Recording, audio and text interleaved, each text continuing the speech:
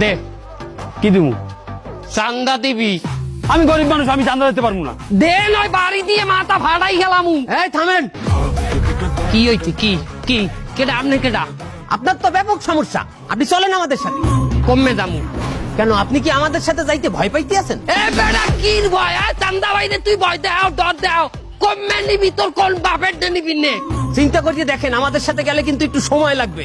আর তো সময় কমায় তুই চান্দা বাইরে ইগোতে হাট করছো। তুই তুই নে, কমে নিবি আমার নে। আচ্ছা ঠিক আছে, চলেন আমাদের সাথে। ল তুই ছেড়, আমার কি শিখবি? ল ল।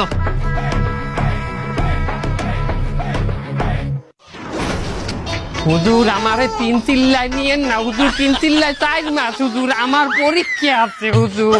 4 মাস যখন তুমি ইমাম সাহেবের পিছনে দাঁড়াই নামাজ পড়বা, তোমার শয়তানি ছুট দিয়ে যাইবে কম নেই।